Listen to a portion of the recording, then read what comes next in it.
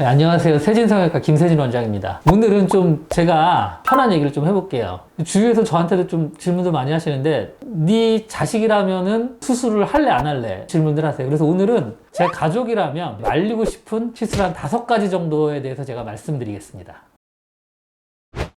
첫 번째는 미간 부위에 필러를 맞는 거는 절대 좀 말리고 싶습니다.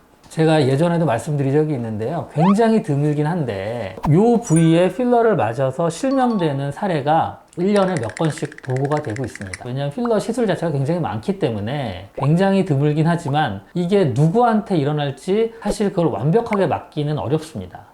두 번째는 윤곽 주사입니다. 주사로 인해 볼륨을 줄인다는 거는 조직이 위축이 된다는 거예요. 그러니까 뭐 잘라내거나 그런 게 아니라 조직 자체가 안에서 변화가 된다는 건데 만약에 여기서 제대로 줄어들었다고 하더라도 피부까지 줄게 하는 건 아니거든요. 피부 자체에다 넣는 게 아니라 안쪽에다 주사를 넣어서 볼륨을 줄이는 건데 피부 자체도 이렇게 줄어드는 게 아니에요. 안에 있는 볼륨이 그럼 지방이라든가 많이 줄었어요. 그러면 겉에 있는 피부는 어떻게 될 거예요? 오히려 나중에 탄력도는 떨어지고 그 탄력도가 떨어지면 이제 얼굴이 잘 부어요. 나중에는 오히려 더 빵빵해져서 동그래졌다고 오시는 분들도 많고 더 문제는 이제 피부가 얇아지는 거죠. 조직이 얇아져서 나중에 뭐 피부가 함몰되는 경우도 있고 너무 얇아져서 뭐 혈관이 비쳐 보이는 것도 있기 때문에 어쨌든 다 그런 건 아니지만 볼륨을 줄이려고 주사 시술을 하는 윤곽 시술 같은 것들은 좀 말리고 싶습니다. 세 번째는 보형물 시술은 조금 말리고 싶어요.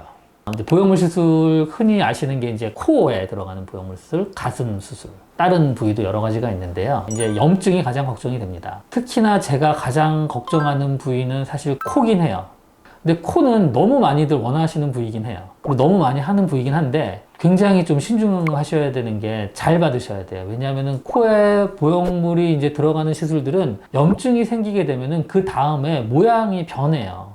모양이 변하는데 다시 돌아오기가 쉽지가 않아요. 그래서 코 같은 경우엔 처음에 수술이 돼서 잘못되면은 다시 재수술을 해도 예전만큼 좋아지기가 쉽지가 않다라는 뭐 얘기도 들어보셨는지 모르겠는데 왜 그러냐면 염증이 생기면 조직이 굉장히 딱딱해집니다. 구축 현상이라고 해서 조직이 굉장히 이렇게 쪼그라드는데 코수술 같은 경우에는 보형물을 넣는다는 것 자체가 크게 만들겠다는 거거든요. 근데 염증이 생기면은 조직이 이제 쪼그라드니까 그 다음에는 더 커지기가 힘들어요. 그러니까 모양이 더 좋아지기가 점점 더 쉽지 않은 상태로 가기 때문에 염증 때문에 보형물 수술이 걱정이 됩니다. 네 번째는 뒤트임 수술이에요. 사실 뒤트임 수술이 가장 이제 좀 늦게 많이 하게 한 수술이기도 한데요. 눈의 길이가 작으니까 이거를 좀 더 길게 보이려고 튀게 하는 수술들을 하는 경우들이 있죠. 실제로 이 뒤트임을 해서 효과를 보는 경우가 굉장히 많지가 않아요. 물론 보시는 분들도 있습니다. 근데 이제 효과를 보려면은 이 뒤에 있는 충분히 뼈도 공간이 있어야지 이게 넓어질 수가 있는데 공간이 없는데 이걸 억지로 눌렸다가는 안에 있는 결막만 빨갛게 보여서 오히려 더 눈이 좀 사나워 보이고 이상해 보이는 경우들이 있어요. 그래서 진찰을 해가지고 효과를 볼 수 있는 경우는 할 수도 있겠지만 대부분들은 사실 근데 좀 효과를 보기 쉽지 않은 경우들이 더 많아요. 마지막으로 이제 5번째는 다이어트를 안 하고 지방 흡입으로 체형을 교정을 하겠다라는 거 말리고 싶어요. 특히나 이제 과도한 지방 흡입. 설령 지방 흡입으로 지방 제거가 다 잘 됐다고 하더라도 그럼 겉에 있는 늘어난 피부는 어떻게 하실 겁니까?